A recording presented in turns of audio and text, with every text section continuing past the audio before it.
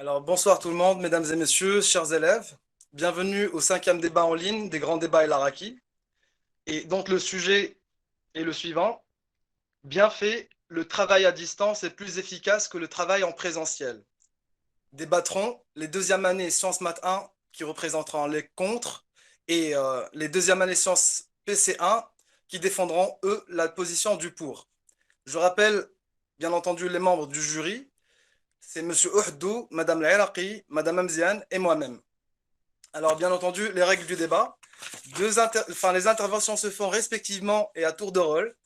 Deux interventions successives de la même équipe ne doivent pas avoir lieu.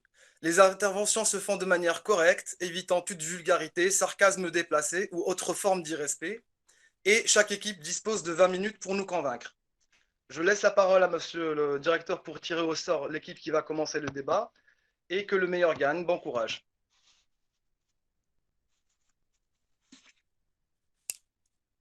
Très bien, donc c'est la deuxième année PC1 qui commence.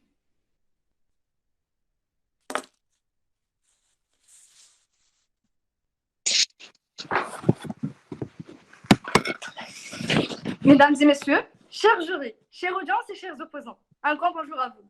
C'est un grand plaisir de vous revoir. Non, malheureusement, je ne peux pas vous voir. C'est donc un grand plaisir d'entendre tous vos voix. Ceci aussi est impossible. Mais c'est un grand plaisir de sentir votre présence, de sentir l'encouragement de l'audience, même derrière ces écrans, et de ressentir aussi les regards calculateurs de nos chers opposants. Il était une fois, non, c'était plutôt en 1950, 4 individus qui travaillaient dans une grande entreprise en Europe.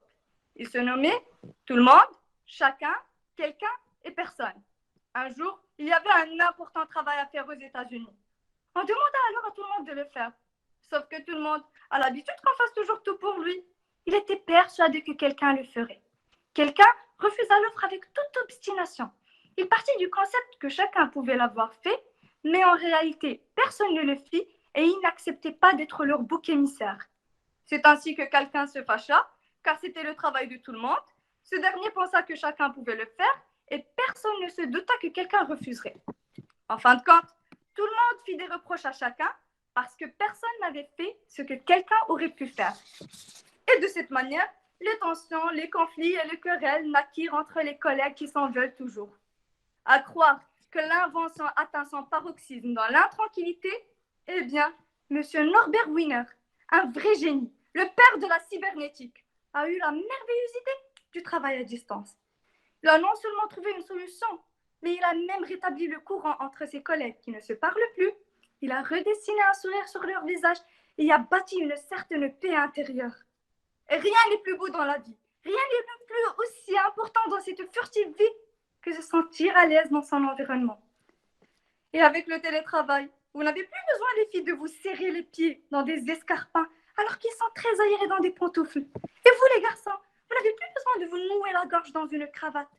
Nous pouvons tous travailler en écoutant notre musique préférée, en sirotant une tisane ou un café.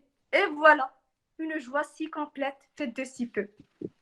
D'ailleurs, c'est ainsi que le taux de productivité et de créativité a augmenté chez les employeurs de 5 à 30%.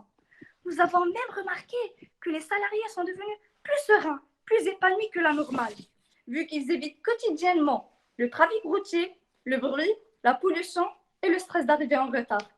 Le travail à distance ne peut être donc que plus efficace que le travail en présentiel, mais à condition que cela soit correctement fait. Et quand je dis correctement fait, j'exclus toutes les fourberies de scapin. Le fait d'être en ligne alors qu'en vérité vous dormez, ou encore être en ligne alors que vous regardez un film.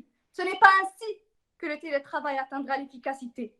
Je vous rappelle que l'efficacité veut tout simplement dire la capacité de produire un maximum de résultats dans un minimum de temps, d'efforts et de dépenses surtout. Que puis-je rajouter de plus? Rien d'autre, à part que le travail à distance est plus efficace que le travail en présentiel. Mesdames, Mesdemoiselles, Messieurs, bonsoir et bienvenue dans la diffusion directe de ce débat. Et sachez déjà que cela m'attriste de débattre devant une audience invisible et que vos applaudissements et votre présence à chaque débat nous manquent terriblement, mes camarades et moi. De plus qu'aujourd'hui, en ces temps de crise, nous sommes tous ici présents en position de nous sommes tous ici en position de parler de cette alternative du travail en présentiel. Mais opposant, j'ai bien peur que vous soyez animés par la mauvaise foi et que vous accusiez à tort le travail en présentiel, grâce auquel l'humanité a su avancer et franchir tout obstacle entravant son développement. Ah, le télétravail, l'un des fantasmes technologiques, si ce n'est le fantasme dont l'homme rêve le plus. Il faut admettre que sur le papier, le télétravail, il faut admettre que sur le papier, le télétravail, le télé- il faut admettre que sur le papier, le besoin de locaux, de bureaux, de transport et de cette surdose de caféine se verrait disparaître grâce à cette prouesse technologique. Et juste en jetant quelques coups d'œil sur les résultats estimés, on a de quoi être convaincu. Des boosts en productivité, des minutes en plus de sommeil, plus de temps avec ses proches, des sous économisés de plus, vraiment que du bénéfique. Mais je suis vraiment navré de vous ramener à la réalité, car c'est mon devoir aujourd'hui après tout. Opposant, le télétravail, le travail à distance fait face à de nombreux problèmes, et je n'en tairai aucun aujourd'hui. Vous n'êtes pas sans savoir que ce mode de travail irréaliste nécessite déjà des connaissances de base, mais aussi un équipement fiable. Et ces derniers jours, on a tous déjà entendu des « je vous entends pas monsieur »,« ça se déconnecte madame »,« ça a coupé »,« ça bug ».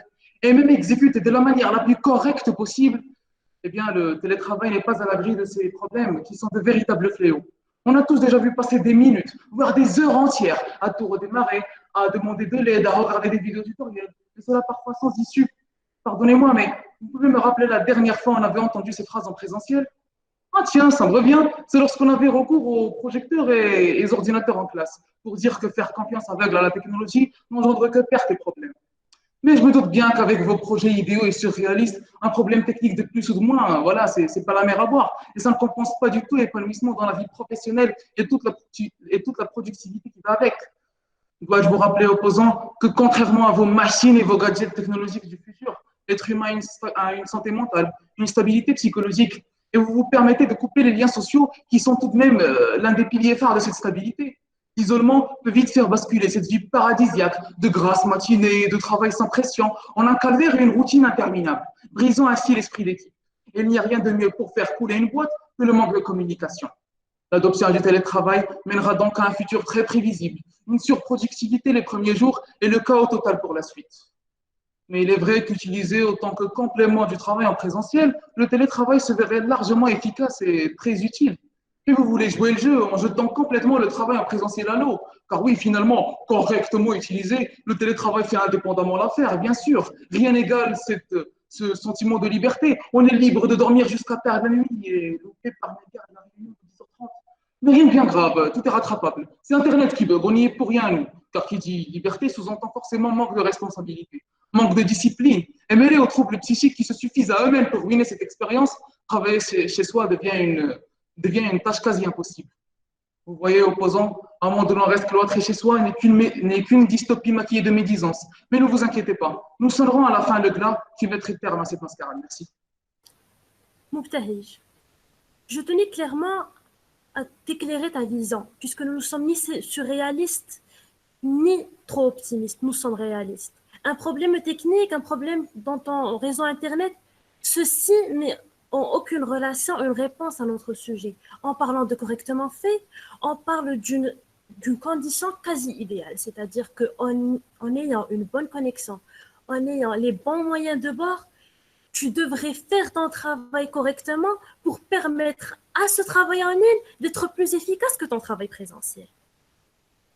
Je passe. Bonjour à tous. J'ai essayé de décortiquer le sujet un peu plus en me penchant sur le côté travail et efficacité. Et comme a pu le dire ma camarade Romaïssa avant moi, le télétravail ne date pas d'hier. Parlons de l'efficacité de ce travail à distance et de notre sujet d'aujourd'hui. Je vais parler de deux côtés. Le côté collaborateur, puisque pour ce côté, il permet plus d'autonomie, plus de flexibilité. L'un des grands mots de notre siècle est la difficulté de concilier vie privée à vie professionnelle. Le télétravail apparaît ici comme une solution aux réponses idéale.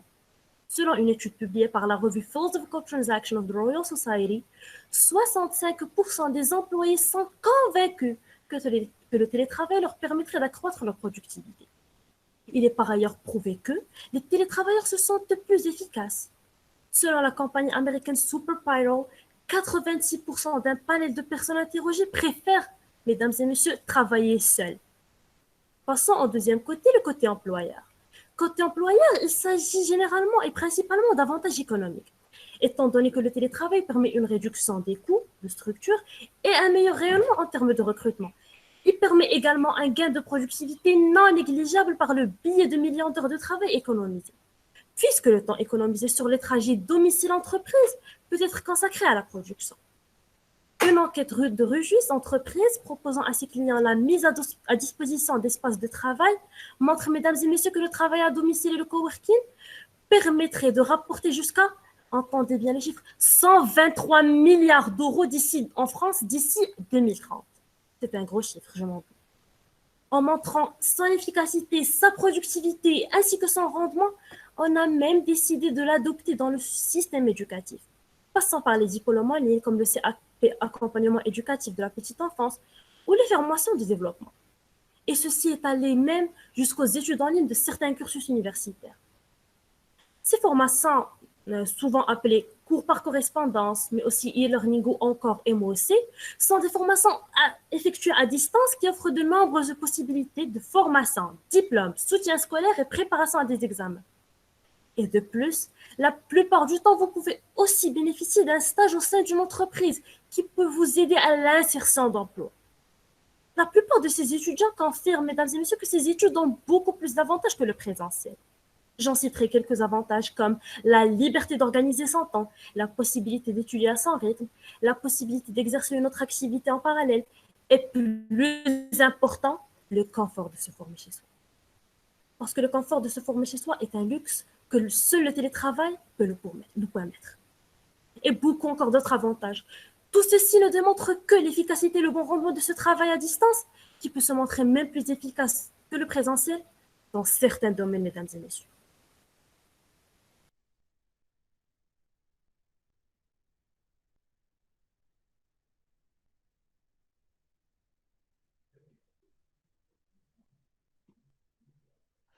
Alors, opposant, ce que je comprends d'après votre discours, c'est que pour vous, travail à distance implique plus d'efficacité que travail en présentiel. Mais il faut absolument d'abord aborder le sujet d'un point de vue économique. Car oui, que vous le vouliez ou pas, il y a une réalité économique qui s'impose à la plupart d'entre nous. Le tout premier obstacle qui s'oppose au travail à distance, c'est que pas tout le monde peut se procurer les moyens pour travailler de cette manière-là. Parce que bien évidemment, pas tout le monde peut se permettre le luxe d'aller s'acheter un ordinateur, un robot ou une machine quelconque. Peut-être que des personnes comme vous et moi peuvent se le permettre, mais croyez-moi, ce n'est vraiment pas le cas de tout le monde. Car oui, il y a des personnes qui n'ont même pas assez d'argent pour s'acheter de quoi se nourrir, ou même se payer une simple consultation chez le médecin. Alors comment voulez-vous que ces personnes-là puissent gaspiller de l'argent en achetant du matériel afin de travailler à distance, alors que cet argent pourrait servir à nourrir leurs enfants qui meurent de faim? De plus, en ce qui concerne l'enseignement à distance, c'est pareil. En effet, un grand nombre des élèves marocains n'ont pas accès à la technologie. D'ailleurs, un professeur de l'enseignement primaire dans la région de Sflo affirme que 50% des étudiants de son école résident dans l'internat, issus de Douar. Selon lui, après leur départ le vendredi 13 mars de l'internat, le contact a été perdu. Nous n'avons pas pu communiquer avec eux concernant l'enseignement à distance. De plus, la majorité de nos élèves n'ont pas d'ordinateur, de smartphone ou de tablette électronique, déplore-t-il. Opposant, je ne sais pas si vous comprenez un petit peu l'idée, mais en gros, ce que j'ai envie de vous faire comprendre, c'est que le travail à distance ne fera que creuser l'écart entre les différentes classes sociales. Un écart qui, à mon sens, est déjà flagrant. Ce que je veux dire par là, c'est que les riches seulement auront accès aux moyens nécessaires pour travailler à distance, alors que les pauvres, de leur côté, seront de plus en plus engloutis dans le gouffre de la pauvreté. Et une autre réalité qui s'impose à nous tous est la suivante. Il y a certains métiers qui sont littéralement impossibles à effectuer à distance. Est-ce que vous imaginez un instant un chirurgien effectuant une opération à distance? Je vous laisse quelques secondes pour réaliser à quel point ceci est absurde. Et il y a encore beaucoup d'autres métiers où il est nécessaire d'être présent physiquement. Tenez par exemple, j'ai vraiment du mal à imaginer comment est-ce qu'un plombier pourrait faire son travail à distance. Ou encore un éboueur, un maçon, un chauffeur, un agriculteur, un serveur, un infirmier, un vétérinaire, un coiffeur ou une esthéticienne. Et la liste est bien sûr trop longue. Donc, je ne pourrais pas vous citer la totalité des métiers où il est impossible de les effectuer à distance. parce que sinon, je n'en finirai vraiment pas. Donc, si jamais on imposait à tout le monde de ne travailler qu'à distance, alors le taux de chômage augmenterait de manière exponentielle, vu le grand nombre de métiers où il est primordial de travailleurs en présentiel. Et c'est bien dommage, je vois vos yeux tout mignons et pleins d'espoir en vous acharnant à nous convaincre que le travail à distance est plus efficace. Mais croyez-moi, le monde des bisounours, c'est bien beau, sauf qu'à un certain moment, il va falloir ouvrir les yeux et regarder la réalité en face. Merci. Donc, Moubtej, le travail à distance n'exclut pas la communication et le travail d'équipe. Tu peux très bien garder ta vie sociale et faire un travail efficace en même temps. Et Nina, je vais rebondir sur le métier d'un chirurgien. D'ici quelques mois, confinement oblige, nous vous aurez accompli, chers camarades, une partie importante de votre parcours, à savoir les études secondaires. Et vous le savez aussi bien que moi, le résultat sera le fruit de vos choix, de vos engagements personnels, d'opportunités que vous avez su saisir et de contraintes que vous avez subies pour repartir autrement. Bref, vous l'aurez compris, les clés d'une évolution réussie résident en grande partie dans la prise en main de votre destin. En d'autres termes, vous êtes le premier acteur de votre développement, aussi bien personnel que professionnel. Certes, je ne vous vois pas, mais je devine vos mines et vos sourcils joints. Mais où est-ce qu'il va en venir? Patience, j'y arrive. Permettez-moi de vous présenter le docteur Benedla, chirurgien de profession, du reste homme, respectable et excellent époux, diplômé de la faculté de médecine de Bordeaux en 1990. Autant dire qu'il a une bonne trentaine d'années de pratique derrière le bistouri.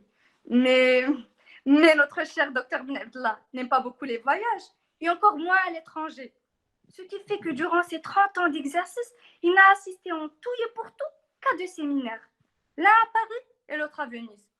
Alors dites-moi franchement, le recommanderiez-vous à un ami s'il vous demandait l'adresse d'un bon chirurgien?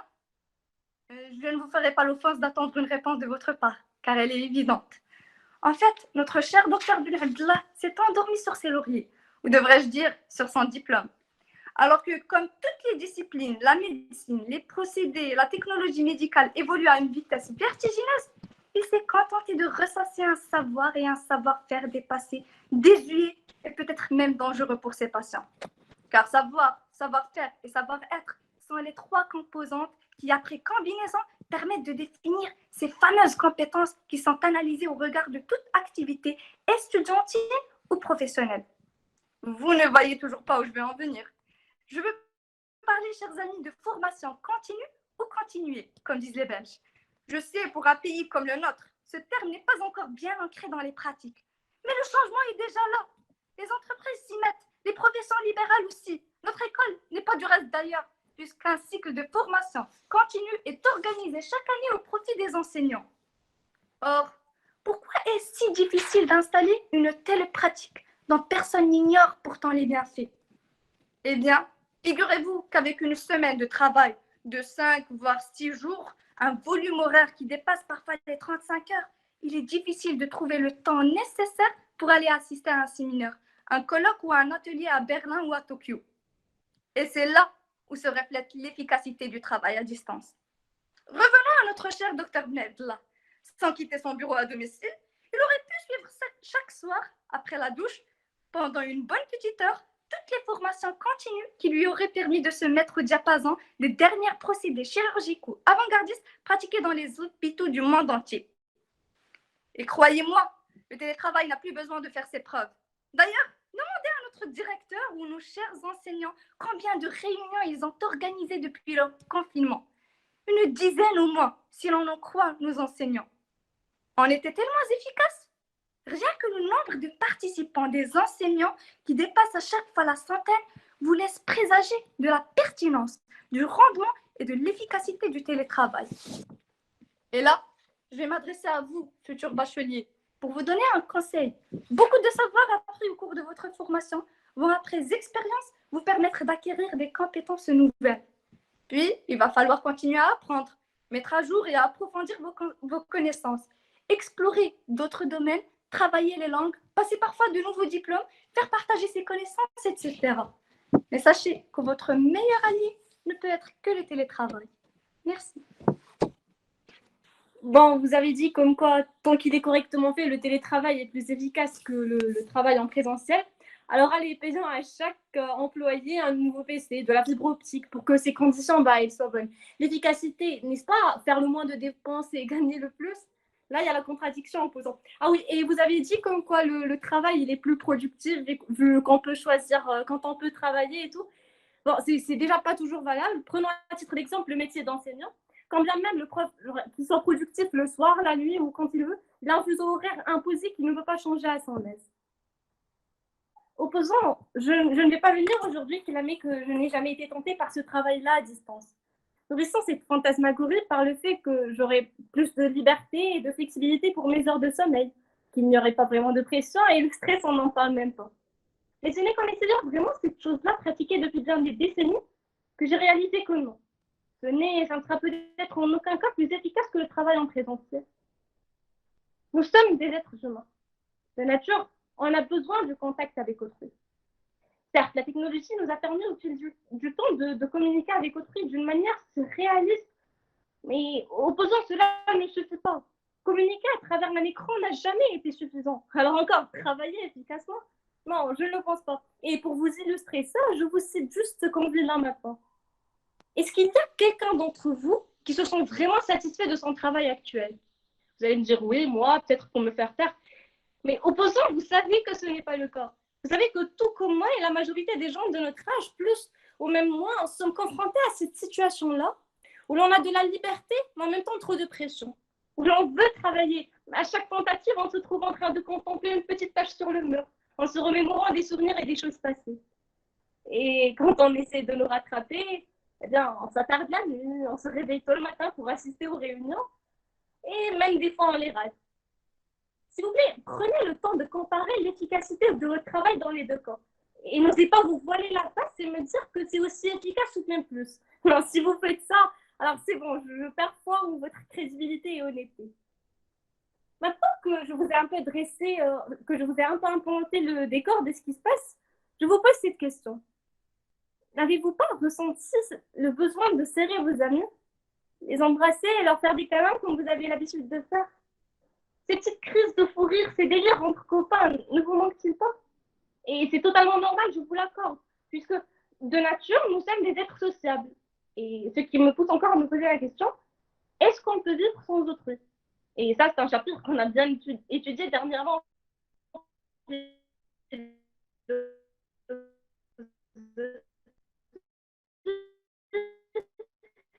Donc, vous n'allez pas du tout être surpris quand là, je vous dirais que l'homme a besoin du contact avec.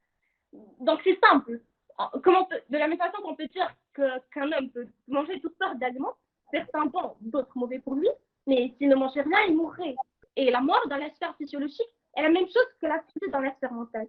Et puisque nos amis nous manquent, eh bien, nos heures sur le téléphone ne font qu'augmenter. Les messages en cours, les appels vidéo pendant nos heures de travail. Donc, pas de concentration totale et le prof n'explique qu'à la moitié de la classe. Est-ce que ce travail-là est efficace? Est-ce que ça peut d'une certaine manière être comme ou meilleur que le travail en présentiel? Jusqu'à quand, opposant, allez-vous nourrir votre imagination par des pensées du genre? Est-ce que vous êtes réellement conscient de la gravité de vos propos? Des mensonges ou plutôt des histoires manquantes de réalisme que vous avancez? Ouvrez vos yeux. Je sais que vous êtes intelligent. Alors au moins, utilisez un raisonnement logique et raisonnable dans vos propos, puisque jusqu'à maintenant, ce n'est pas vraiment le cas. Merci. Et me revoilà. Je voudrais vous parler de quelques points. Je commencerai par parler du point technologie. Mesdames et messieurs, nous ne parlons pas de Maroc. On remercie M. Neza pour ce sujet, puisque ce sujet n'a pas précisé un temps bien précis ou un lieu bien précis. On n'a pas parlé du Maroc, comme on ne parle pas de cette période de confinement qui est, mesdames et messieurs, une exception. Vous ne venez pas nous parler de confinement, de donner des câlins, de vivre sa vie, puisqu'on peut très bien vivre cela, même en télétravaillant. Fais ton travail le matin et va vivre ta vie le soir. Personne ne te l'interdit. Nous sommes en période de confinement, ce n'est qu'une période exceptionnelle et nous devons survivre cette période. Le deuxième point que je voudrais aborder, c'est le fait que nous parlons de télétravail pour les travaux possibles, les travaux faisables en télétravail. Je ne vous demande pas de devenir maçon en télétravaillant. Non, on parle bien des travaux faisables. J'ajouterai aussi que si vous aviez bien fait vos recherches, mademoiselle Doha, vous allez comprendre que pour les gens qui font du télétravail, les entreprises se chargent de leur donner et les PC dont ils ont besoin et le matériel dont ils ont besoin. Aller chercher des entreprises qui ont des sièges au Maroc pour des gens qui travaillent à domicile, je vous donnerai peut-être un nom. Je passe. Comme on le dit souvent, l'homme vit de l'amour semé autour de lui. À son tour, il le sème aussi, pour qu'ainsi d'autres puissent en faire leur vie, et ainsi de suite. Cependant, dans un monde érodé par cette inégalité que seul l'homme produit, cet amour n'est rien d'autre que des paroles inconsciemment. Une injustice, désolé, une injustice que nous remarquons chaque jour. Et oui, c'est celle que vivent si mal nos semblables à mobilité réduite. Un handicap de nature les privant de maintes tâches que nous autres occupons sans restriction. Point d'acceptation aux écoles où nos étudiants, ni la possibilité d'occuper les travaux de leur choix.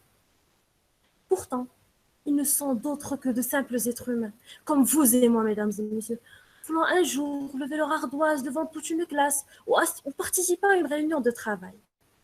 Mais voyez ceci, n'est rien d'autre qu'un luxe qu'ils ne peuvent s'offrir, dans l'espoir qu'un jour, ces rêves deviennent réalité, mais connaissant qu'ils ne sont rien d'autre que des droits non accordés, tandis que leur système de vie ne peut point y remédier. Prenons exemple le cas d'Isabelle, 44 ans, non-voyante, qui vient de troquer sa blouse de professeur d'espagnol dans un collège contre un poste au Centre national d'enseignement à distance, le CNED. Travailler de chez soi est plutôt libérateur. Elle reçoit des enregistrements audio qu'elle corrige via son ordinateur, équipée d'une assistance vocale. Cela me plaît énormément d'être complètement autonome. Lorsque j'étais au collège, je devais être accompagnée d'une assistante durant mes cours, explique-t-elle. Comme quoi, face aux carences d'accessibilité dans certains domaines, et notamment dans les transports, le travail ne serait-il pas une option précieuse pour les personnes handicapées? L'idée peut paraître lumineuse, évidente, mais elle n'est pas moins rarement abordée. C'est cette opportunité que certains organismes œuvrant pour l'insertion des personnes à mobilité réduite dans le domaine du travail sont en train de saisir. Et ce, afin de rendre leur potentialité très productive par la création de plateformes de travail à distance, permettant une grande flexibilité, non seulement dans l'espace et le temps, mais aussi sur le plan physique. En effet, les personnes à mobilité réduite sont, comme tous les travailleurs, concernées par cette évolution du travail, si ce n'est plus dans certaines situations. Le télétravail peut être une solution d'accès ou de maintien d'emploi pour les personnes à mobilité réduite. Ainsi, pour certaines personnes, limiter les trajets domicile-travail ou être chez soi de manière permanente permet de réduire et la fatigabilité du travail et les problèmes de mobilité. Après tout ce que je viens de dire, vous doutez toujours, chers opposants et chères audiences, de l'efficacité du télétravail face au travail en présentiel? Invraisemblable. Et je voudrais juste ajouter, nous ne sommes pas vraiment vos opposants. Nous sommes les partisans du pauvre. Merci. Alors, mademoiselle Malek, c'est vous qui avez parlé d'un chirurgien marocain. Et plus précisément, c'est l'Omaïsa. Donc, c'est pas nous Donc, c'est pas nous. Et en fait, le travail à distance pour les handicapés, c'est bien. On est pour, mais vous allez transformer tout le monde handicapé avec votre proposition et votre position aussi. Et au début, vous avez clamé haut et fort que vous êtes réaliste tout en parlant de l'idéal. Quel raisonnement logique. Sachez que l'idéal n'existe pas. L'idéal est un mirage. Même avec les meilleurs gadgets électroniques, un travail à distance parfait, correctement fait, est quasiment impossible. Passons. Dans une ère où la technologie a envahi une grande partie de notre vie, ne la laissez pas détruire ce qui en reste en instaurant un système de travail déficient sur plusieurs échelles, économique, environnementale, sociale, sociologique et psychique. Opposants, n'essayez pas de défendre l'indéfendable et de tromper notre public par des idées complètement fausses, en leur vendant un rêve truqué, un cauchemar embelli, qui ne fera qu'empirer aussi bien leur vie personnelle que professionnelle. La société dans laquelle nous vivons aujourd'hui n'est-elle pas assez orientée vers les nouvelles technologies? N'est-il pas temps de prendre conscience des conséquences néfastes du télétravail et de combattre ce nouveau concept avant qu'il ne soit trop tard? Chère audience, Sachez que le travail à distance est une fausse liberté qui ne fait que bouleverser les principaux repères de temps et d'espace et détruire les frontières entre vie personnelle et professionnelle. L'autonomie vendue comme un avantage considérable du télétravail force les employés à s'impliquer et à s'engager de plus en plus, laissant place uniquement au travail. Par conséquent, l'absence d'un horaire fixe et la perte d'un lieu de travail personnel dans l'entreprise fragilisent le sentiment d'appartenance du travailleur à celle-ci et accentue son sentiment d'isolement social. Opposant, sachez aussi que le télétravail, c'est devoir se familiariser sans formation avec de nouvelles plateformes, de nouveaux logiciels et s'astreindre à une utilisation intense des messageries électroniques. C'est réaliser différentes tâches en parallèle dont bon nombre éloignent l'employé du cœur de son métier. Le télétravail, c'est être contacté par la hiérarchie, par les collègues et devoir leur répondre sans délai. Je ne suis pas en train de dire n'importe quoi opposant. Prenons à titre d'exemple les publications, les exercices, les leçons et les cours que certains profs nous envoient sur Classroom à des heures tardives, à 23 heures, à minuit, à 2 heures même du matin. Le télétravail, c'est aussi la contrainte de disposer d'un créneau horaire quotidien instable devant un écran, ce qui affecte principalement le sommeil du personnel et leur performance cognitive. D'ailleurs, des chercheurs scientifiques ont prouvé que la majorité des personnes qui travaillent à distance développent une certaine faiblesse de la mémoire, du degré de concentration et de la réactivité du fait des ondes électromagnétiques émises par ces gadgets électroniques. Et souffrent ainsi de multiples malaises, tels que le burn-out lié à la gestion du temps, le stress imputable aux objectifs, le contrôle du temps abusif, la fatigue due aux horaires décalés et la souffrance liée à la démotivation. Opposant, lors de votre première intervention, j'ai constaté qu'apparemment, le travail à distance contribue à la protection de l'environnement en minimisant le déplacement des employés. Mais si le remède était pire que le mal, je vous explique. Alors, pour fabriquer les moyens de communication qui permettent le travail à distance, on a recours aux pires ennemis de l'environnement. Je cite le cobalt et l'uranium, deux métaux dangereux qui dégagent des radiations nocives et qui provoquent des maladies incurables et mortelles, telles que le cancer, la détérioration de la thyroïde, des complications pulmonaires et des problèmes de vision. Alors, si le télétravail se basait sur le numérique, ça veut dire le monde virtuel, les nuisances en scène sont pourtant bien réelles. Je cite, écoutez bien, un total de 1037 kWh d'énergie a été utilisé pour produire les objets technologiques et électroniques, inclus Internet bien sûr, que nous utilisons au quotidien. Et cela équivaut malheureusement à l'énergie que peuvent produire 40 centrales nucléaires en une année. J'ajoute encore, un total de 608 millions de tonnes de gaz à effet de serre ont été émis dans l'atmosphère à la suite de cette production. Et un total de 8,7 milliards de mètres cubes d'eau ont été utilisés pour produire tous nos objets électriques et électroniques. Autrement dit, il va falloir pomper les derniers minéraux disponibles sur la Terre à l'aide des quantités colossales d'énergie pour fabriquer des produits technologiques et électroniques qui permettront aux employés de travailler à distance et pour que nos chers opposants soient contents. Non, non et non. Le travail à distance n'est guère plus efficace que le travail en présentiel et ne le sera jamais. Le travail à distance ne pourra jamais contribuer à déployer un travail de qualité, créateur de valeur et facteur d'accomplissement. Merci. Bon, en te répondant, Doha, et d'après ce que j'ai compris, tu nous suggères de ne plus vivre au XXe siècle et de laisser tomber ces technologies qui, je te signale, permettent les mêmes conditions de ce contact humain que vous appelez de tous vos voeux. Une image et un son font très bien l'affaire. Et en te répondant, Ritanhli, correctement fait, est bel et bien l'idéal possible. Bon, passons. À travers tout ce qui vient d'être exposé comme arguments et contre-arguments, je suis restée un peu perplexe à l'idée de clôturer ce débat passionnant. En fait, ne sommes-nous pas un peu trop prétentieux à vouloir évaluer la pertinence d'une pratique aussi efficace et aussi répandue, émanant d'un processus naturel que nous offre le développement technologique, nous permettant alors un gain de temps, d'énergie et un confort sans précédent? Quelques-uns se demanderont sûrement pourquoi est-ce que je parle de tout ceci. Eh bien, logiquement parlant, Le travail à distance est directement lié à ces technologies que nous utilisons presque tous. Une utilisation dans les conditions majoritairement défavorables diffère selon le statut social et le lieu d'habitation de la personne. Mais comme on dit, rien ne peut être parfait.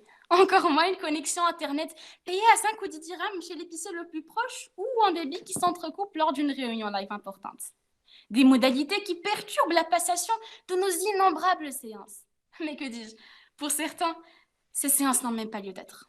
Et oui, que faire sans ordinateur ni Internet?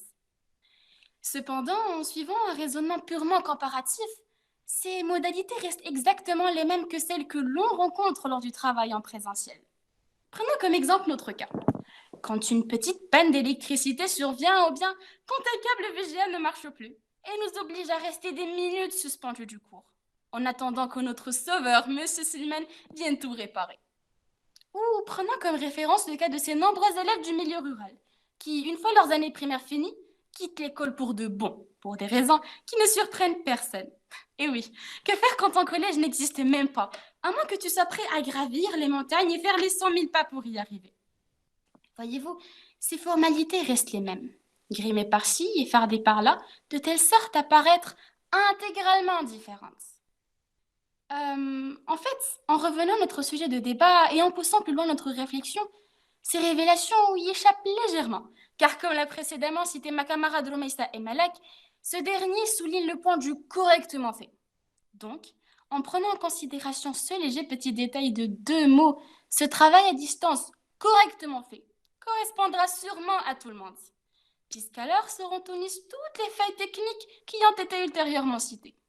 Voire même ce travail à distance que vous, très chers camarades, détractez autant, et cette solution tant convoitée aux problèmes économiques et sociaux dont souffrent d'autres pays.